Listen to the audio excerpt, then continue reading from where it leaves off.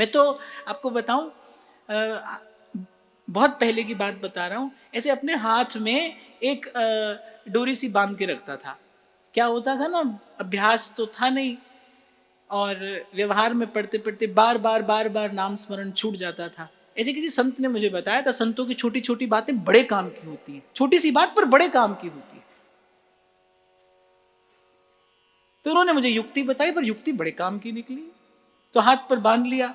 अब उन्होंने कहा कि जब जब इसको देखो तब तक अरे भूल गए भजन करना था, अरे भूल गए भजन करना था। अब जितनी बार हाथ पर दृष्टि जाए उतनी बार लगे कि अरे भूल गए भजन करना था, उतनी बार नाम जप का अभ्यास करने लगे। पर इस युक्ति ने बड़ा काम किया और धीरे धीरे भजन का अभ्यास होने लगा, धीरे धीरे भजन भाव में दृढ़ता आने लगी। मैं तो ये समझता हूं भाई, संत की कई बात थी इसलिए कार्य हो गया। पर किसी भी प्रकार से जैसे आपसे बन पड़े, जिस चेष्टा से आपको सफलता मिले वो चेष्टा करिए, पर प्रयास यही करिए, सांस सांस सिमरै गोविंद, मन अंतर की उतरे चिन्ह। प्रयास करिए कि जब सोए तो भी नाम प्रभु की ऐसी कृपा हो जाए कि सांस सांस नस नस से रसे, नाम का आनंद प्रकट हो, नाम की खुमारी प्रकट हो, नाम का सुख मिले, भजन का सुख मिले। और कल भी मैंने आपको निवेदन किया था, भजन का सुख कब मिलेगा? जब भजन व्यसन बन जाए, छुड़ाए नहीं छूटे, जब भजन व्यसन हो जाए। और इसे कोई बहुत दूर की बात मत समझना। कभी कभी ऐसा कहकर हम अपने अपने आप को दुर्बल समझ लेते हैं, कई बार ऐसा कहकर हम अपने आप को अयोग्य समझ लेते हैं। भाई मैंने सुना है लोग कहते हैं अरे महाराज हम तो घर गृहस्थी वाले लोग हैं, हम कैसे भजन करेंगे, ऐसे करेंगे वैसे करेंगे। ये बात कहकर अपने मन को बचकर निकलने का मार्ग मत दीजिए, मत दीजिए। ये भाव का भजन कोई भी कर सकता है भाई। पूर्व भी मैंने आपको निवेदन किया था, पतित से पतित जीव का भी इसमें अधिकार है। पतित से पतित जीव, पतन के गर्त में पड़ा हुआ जीव, विषय के मल से लिपटा जीव, पर उसका भी इस भाव भजन में पूरा अधिकार है, आधा अधूरा नहीं, पूरा अधिकार है। पर कबीर कह रहे अरे जागन की कर चौंप, चौंप कहते हैं चाह को, इच्छा को। वो कह रहे अरे तू जाग जाएगा, जागने की इच्छा तो कर। रे मन सोया क्या करे, अरे कर जागन की चौंप, इच्छा तो हो कम से कम मन में। मैं तो यही समझता हूं भाई, सतत भजन नहीं कर सकते हम, भले नहीं कर सकते, पर सतत भजन करें ऐसी इच्छा तो कर सकते हैं। अरे संतों की वाणी में, संतों के शब्दों में अपना स्वर मिलाकर बार बार प्रभु से कह तो दीजिए, अब प्रभु कृपा करहु इहि भांति, सब तज भजन करूं दिन राति, सब तज भजन करूं दिन राति। एक बात से निकलोगे तो मन दूसरी बात आपके हाथ में पकड़ा देगा। बोले अरे सब छोड़कर भजन करने लगेंगे तो घर संसार कौन देखेगा। ऐसे मन अनेक अनेक प्रकार के उत्पात करता है, मन अनेक अनेक प्रकार की बात बताएगा आपको, मन अनेक अनेक प्रकार के मार्ग दे देगा जो भजन से बचकर निकल कर जाते होंगे। क्योंकि पूर्व भी मैंने आपको कहा ना, मन ही माया है, मन ही मिलावे राम से और मन ही करे फजीत। शास्त्र कहता है बंधन का कारण भी मन है, मुक्ति का कारण भी मन है। तो एक बात से निकलोगे तो मन दूसरी बात ला कर देगा, फिर कोई और बात ले आएगा। पर एक निष्ठ होकर इन संतों के वचनों का आदर करते हुए, इनमें विश्वास रखते हुए, इनके प्रति श्रद्धा क्या है। मैं आपसे एक बात पूछना चाहता हूं, सत्संग के प्रति श्रद्धा क्या है। आप यहां पर आकर बैठ गए, हाथ जोड़कर बैठे हैं और बड़े आनंद से सुन रहे हैं, हमको भी बहुत प्रणाम करते हैं, सब करते हैं। पर भाई जो सुना उसके प्रति वास्तविक आदर क्या है, सत्संग के प्रति श्रद्धा क्या है। अरे अपने आप को टटोलना चाहिए ना कि क्या मेरे जीवन में श्रद्धा है, क्या मेरे जीवन में विश्वास है। क्योंकि गोस्वामी जी कह रहे हैं बिना श्रद्धा और विश्वास के याभ्याम बिना न पश्यन्ति, भवानी शंकरो वंदे श्रद्धा विश्वास रूपिणो याभ्याम बिना न पश्यन्ति, इसके बिना दर्शन नहीं होगा। तो अपने आप को देखना संभालना तो चाहिए कि मेरे जीवन में श्रद्धा विश्वास है, सत्संग के प्रति श्रद्धा क्या है। और कोई बताओ।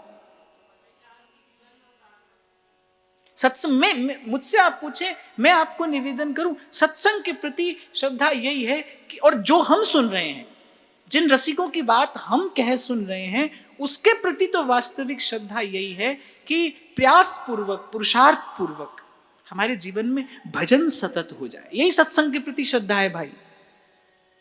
आप देवता के सन्मुख जाते हो और कुछ नहीं तो पत्र पुष्प तो लेकर जाते ही हो ना, पत्र पुष्प तो लेकर आप जाते ही हो। और भाई ये तो कल्पतरु है, यहां आए हो, कोई श्रद्धा का पुष्प तो लेकर आना ही चाहिए। और सत्संग को क्या श्रद्धा पुष्प निवेदन किया जा सकता है कि जो आप यहां बार बार श्रवण कर रहे हैं, जिसका संकेत आपको बार बार किया जा रहा है, तो बात जीवन में प्रत्यक्ष दिखाई पड़े।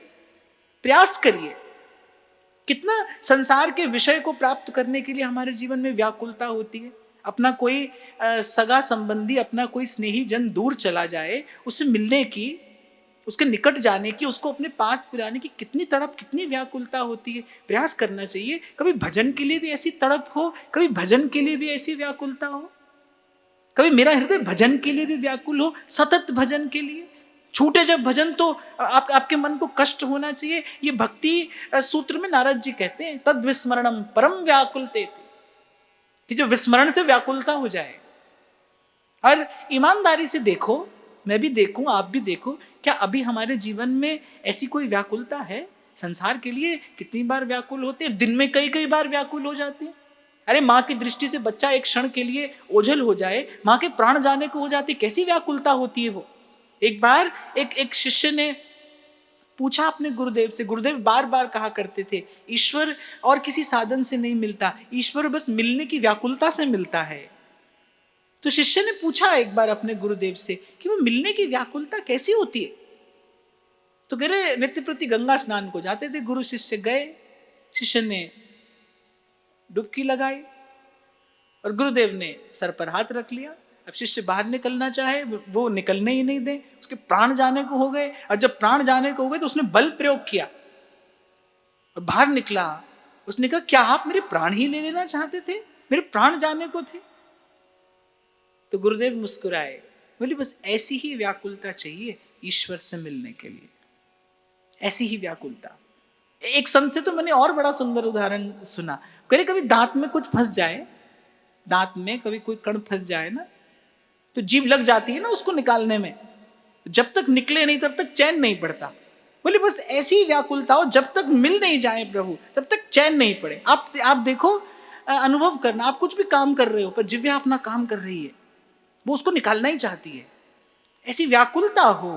तो देखो भाई, अभी तो नहीं है भजन के प्रति ऐसी व्याकुलता, नहीं हुआ ठीक, नहीं हुआ तो भी ठीक, हो गया तो अच्छी बात है, नहीं हुआ तो और भी अच्छी बात है। अभी तो ऐसा ही है। तो भाई आपका और मेरा उत्तरदायित्व जीवन के प्रति तब और बढ़ जाता है जब प्रभु बार बार कृपा करके आपको मुझे सत्संग में लाकर बिठाते हैं। इस समय मैं अगर इस क्षण की बात करूं तो देखो, संसार का व्यक्ति कहाँ कहाँ उलझा है, कहाँ कहाँ पिस रहा है, कहाँ कहाँ मर रहा है, छल कर रहा है, कपट कर रहा है। बेचारे को पेट भरने के लिए, परिवार पालने के लिए कितना छल कपट करना पड़ता है। आखिर कोई तो कृपा आप पर, मुझ पर है। प्रभु आपको मुझे निकाल कर जग के जंजाल से बैठाते हैं अपने चरणों में लाकर। हम बार बार यहाँ आते हैं, श्रवण करते हैं।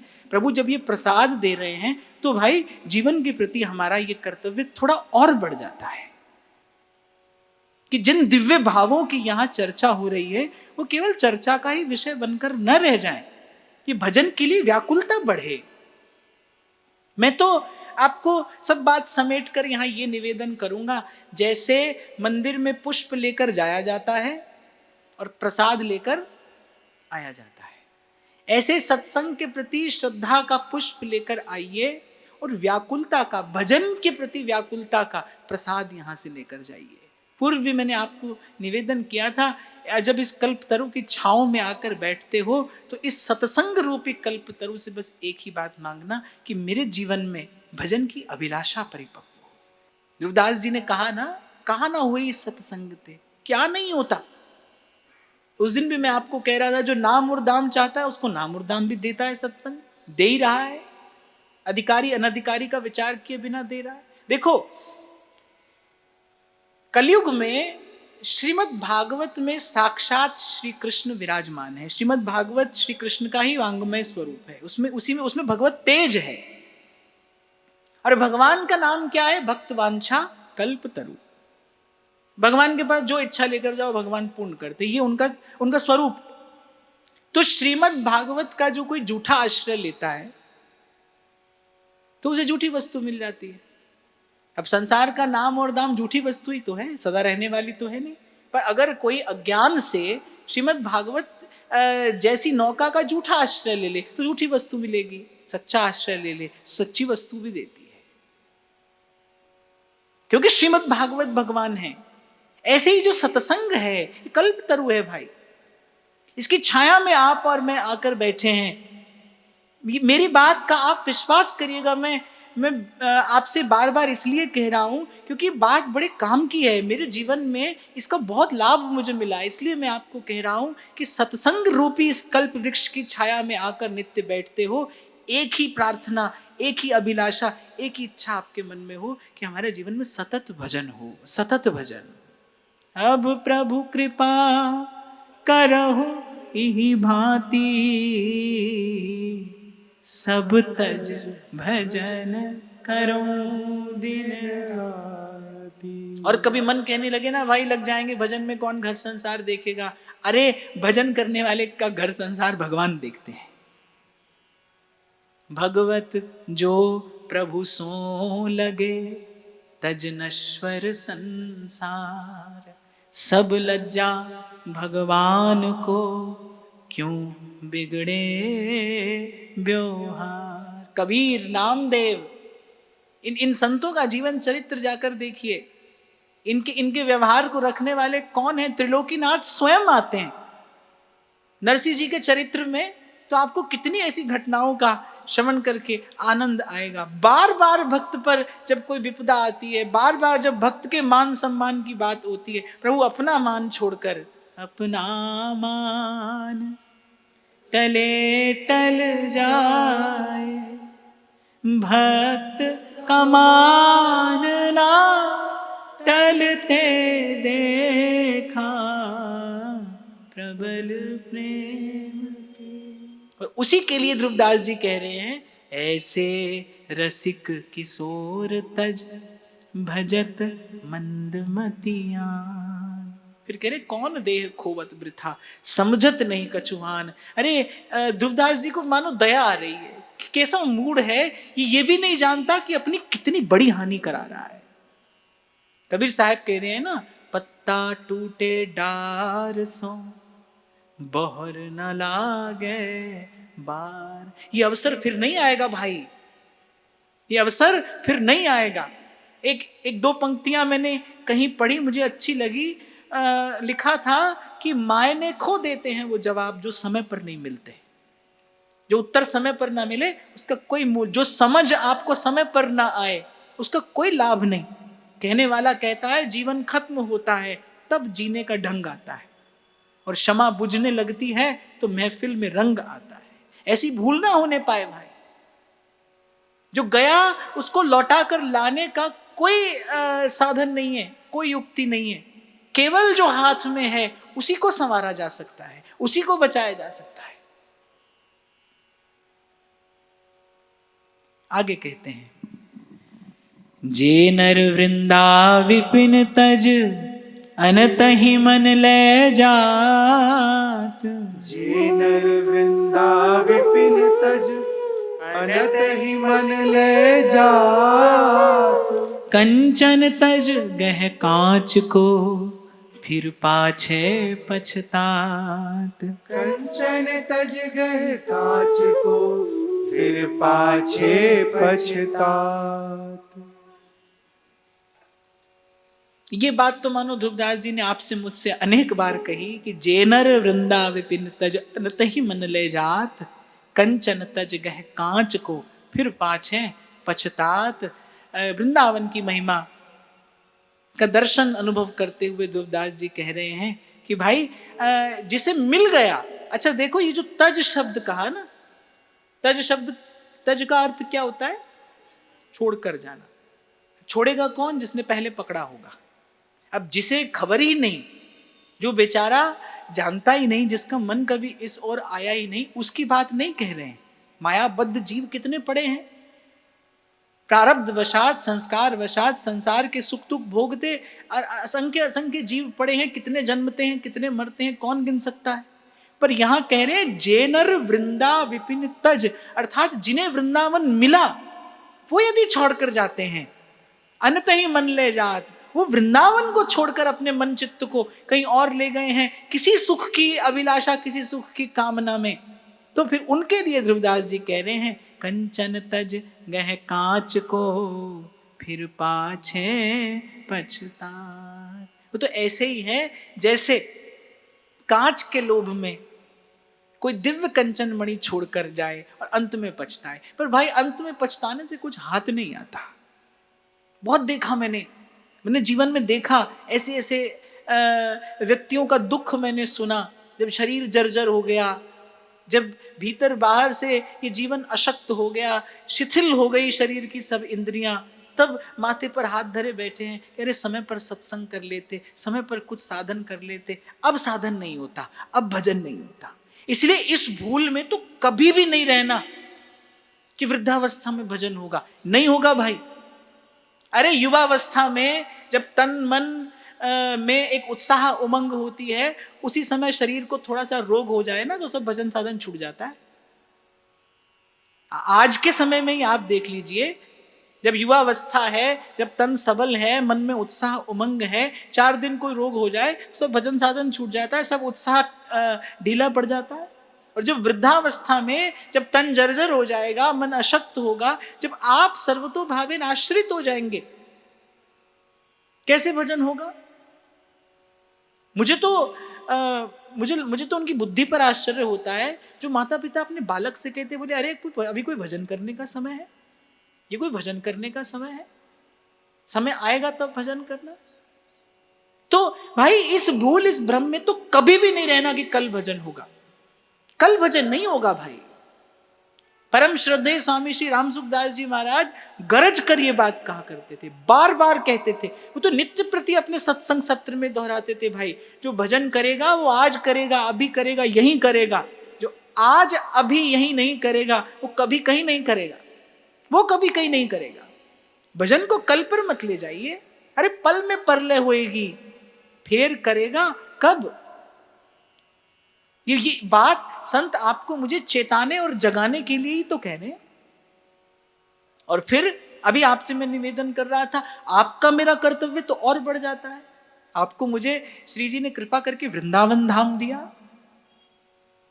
और मैं तो ऐसा समझता हूं कि वृंदावन वास का जो सुख है वो सत्संग के साथ ही है। सत्संग मिले तो वृंदावन वास का सुख है, सत्संग मिले तो वृंदावन वास का आनंद है। तो आपको और मुझे तो श्री जी ने वृंदावन वास भी दिया और वृंदावन वास का सुख भी प्रदान कर रही है। तो आपका मेरा कर्तव्य तो गुरुतर हो जाता है, गुरुतर हो जाता है।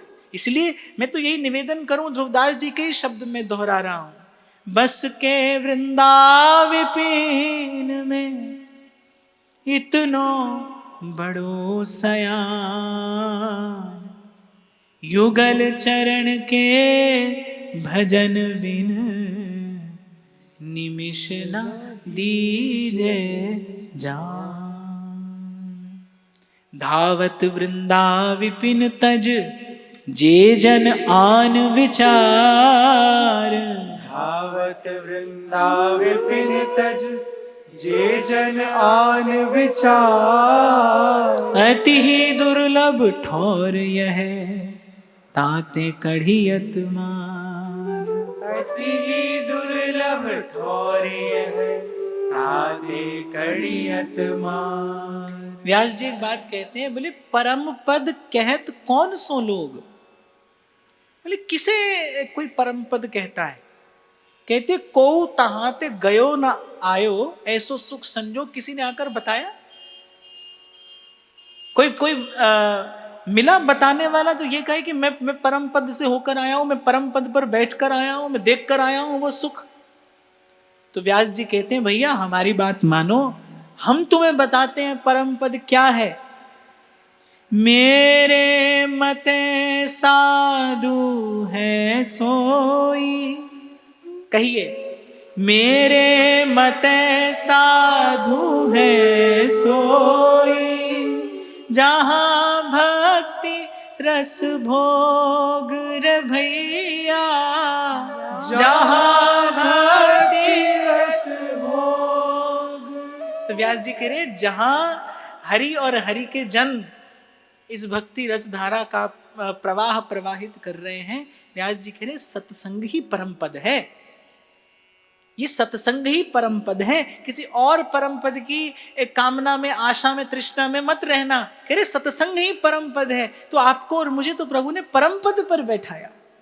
देखो, जिसको श्री ठाकुर जी बहुत लाड़ करते हैं ना, जिसको श्री ठाकुर जी बहुत दुलारते हैं, उसको सत्संग में रखते हैं, उसको सत्संग में रखते हैं। और या मैं आपसे ऐसा कहूं, जिसको प्रभु अपने सर्वथा निकट रखना चाहते हैं ना, उसको सत्संग में रखते हैं कि मुझसे कहीं दूर न चला जाए।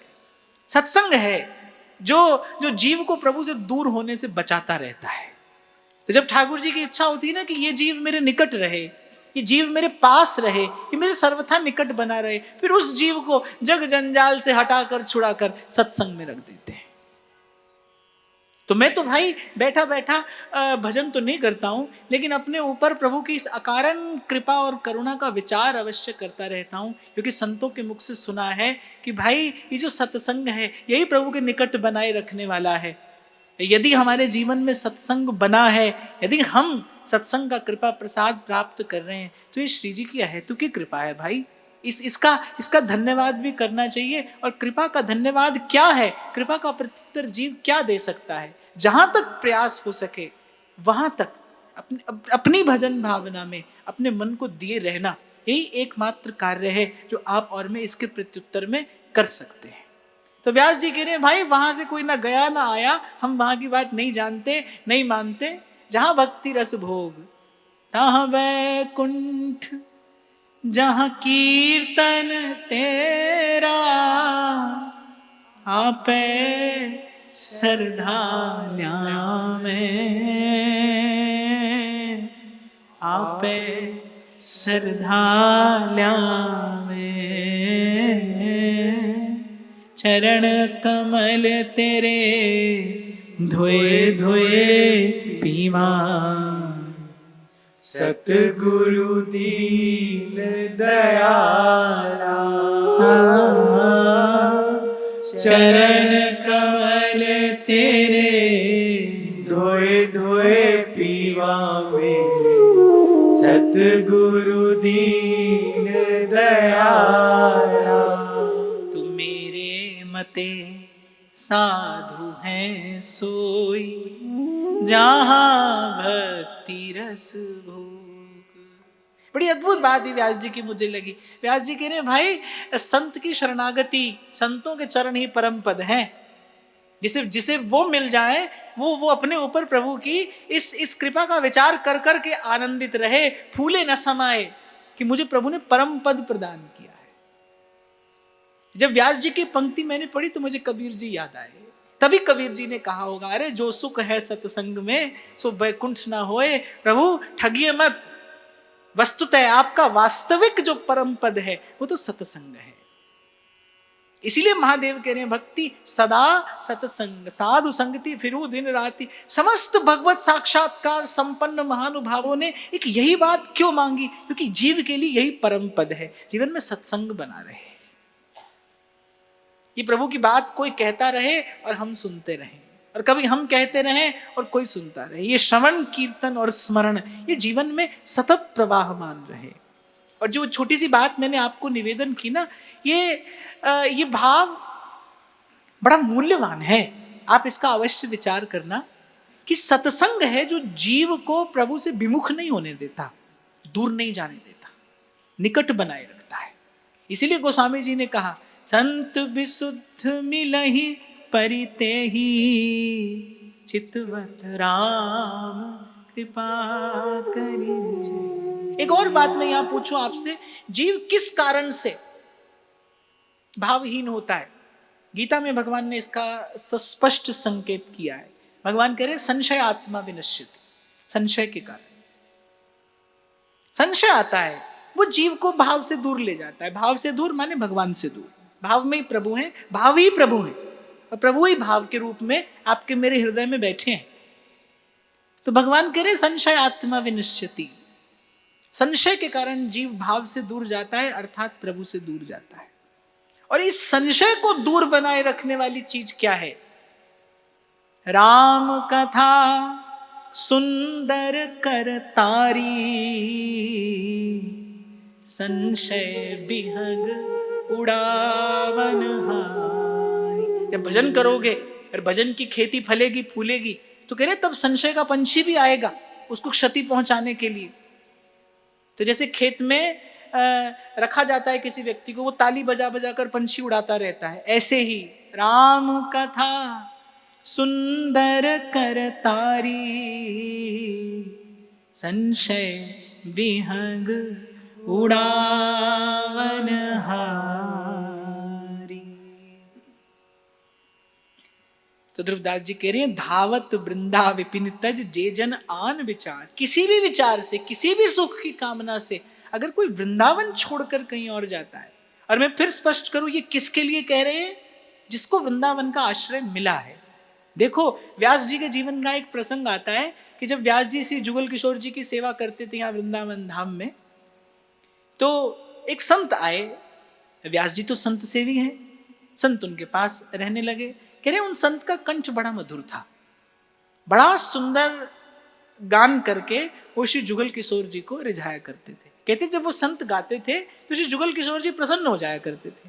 अब व्यास जी को भी बड़ा आनंद हो, भाई कोई गा रहा है, हमारे ठाकुर जी को रिझा रहा है, हमारे ठाकुर जी प्रसन्न हो रहे हैं। अब उनके पास जो वो संत आए थे, उनके पास एक शालिग्राम जी थे। वो शालिग्राम जी उन्होंने श्री जुगल किशोर जी के पास ही विराजमान करा दिए। आनंद से वृंदावन वास करते हैं, ठाकुर जी का लीला गान करते हैं, प्रसाद पाते हैं, यही वृंदावन की रहनी है। अब कुछ काल बाद किसी कारण से, भगवत इच्छा से या कुछ भी कह लीजिए, उनका मन हुआ कि भाई अब कहीं और तीर्थ पे जाएं। तो व्यास जी से कहा कि लाइए हमारे ठाकुर जी दे दीजिए, अब हमें तीर्थ पर जाना है। अब व्यास जी थोड़े उदास हो जाएं कि भाई इतना सुंदर लीला गान करते हैं, हमारे जुगल किशोर जी को सुनाते हैं, रिझाते हैं, ये जाएंगे तो ठाकुर जी के आनंद में विक्षेप हो जाएगा। तो व्यास जी ने उनको कुछ दिन तो मनाकर अपने पास रखा, अभी मत जाइए, कल जाइएगा, उत्सव है, दर्शन करके जाइएगा। पर एक दिन तो वो हट पर अड़ गए कि अरे दीजिए हमारे ठाकुर जी, हमें जाना है। अब व्यास जी ने एक युक्ति लगाई, वो जो ठाकुर जी जिस संपुट में विराजमान थे, वो संपुट संत को दे दिया। निकले, अभी बहुत दूर नहीं गए होंगे, संध्या हो गई। शालिग्राम जी उनके पास में थे, उन्होंने कहा कि स्नान आदि करके संध्या वंदन कर लेना चाहिए, प्रभु को तुलसी चंदन निवेदन कर देना चाहिए। तो उन्होंने एक वृक्ष पर, वृक्ष की डाल पर उस संपुट को टांग दिया, और जब स्नान करके आए और तुलसी दल निवेदन करने के लिए जैसे ही संपुट खोला, अब उसमें कौन था? व्यास जी की युक्ति थी। उसमें थी एक नन्ही सी चिड़िया। अब जैसे ही उन्होंने वो संपुट खोला, वो चिड़िया उड़कर वृंदावन की ओर आ गई। वो दौड़े दौड़े आए चिड़िया के पीछे पीछे, अब व्यास जी के पास आए, बोले हमारे ठाकुर जी उड़कर आए हैं क्या? व्यास जी ने कहा बस अभी अभी आए हैं, भीतर विराजमान है। व्यास जी ने दिखाया पट खोलकर, जुगल किशोर जी के पास ठाकुर जी विराजमान थे।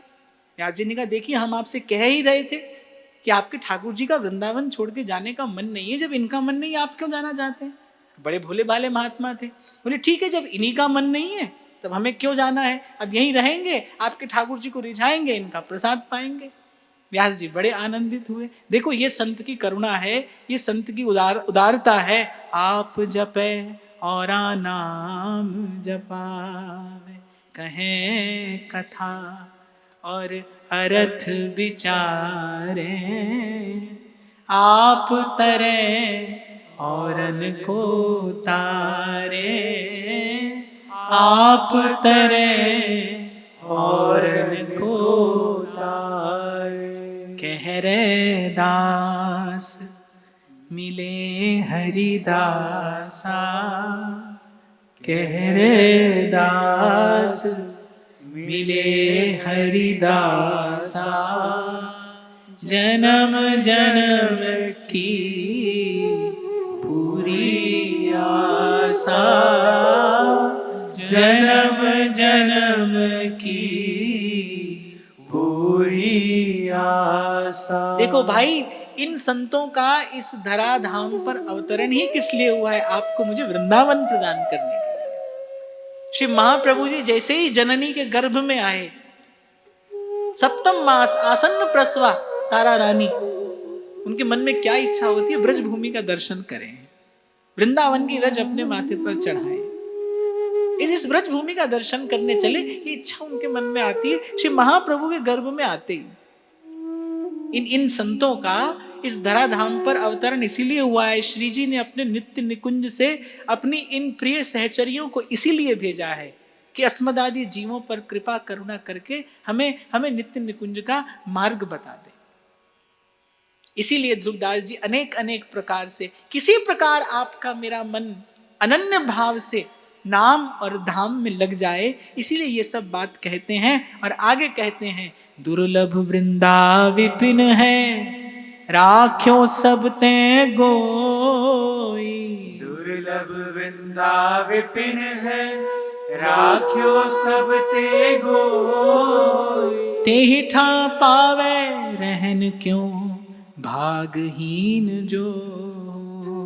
तेहि ठा पावे रहन क्यों, भागहीन जो होय।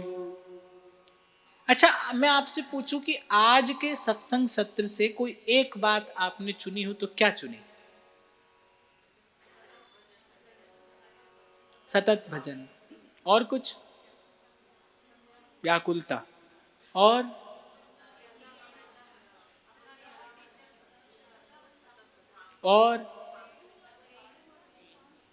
रेणु और वेणु। और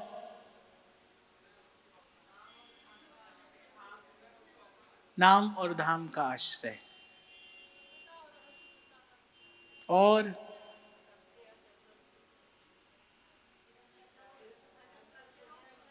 चरणामृत और रज। देखो, मैंने कहा भाई हम तन से आरंभ कर सकते हैं। हमको कहां से आरंभ करना है? अपने तन से आरंभ करना है, यहीं से हमें आरंभ करना है। ये दो बात, ये हमको व्रती होना है। इस बात का हमें व्रत लेना है। सबसे पहली वस्तु हमारी जिह्वा पर आएगी तो श्री जी का चरणामृत होगा। उठते ही सबसे पहले हम स्पर्श करेंगे तो वृंदावन की रज का स्पर्श करेंगे। भाव से इनका आश्रय लेना है, क्योंकि इन्हीं के आधार पर ये सतत भजन भावना की प्राप्ति संभव है। आज की वार्ता यहीं श्री जी के चरणों में निवेदन करते हैं। महाराज श्री के चरणों में प्रणाम। आप सबके हृदयस्थ हित प्रभु को नमन।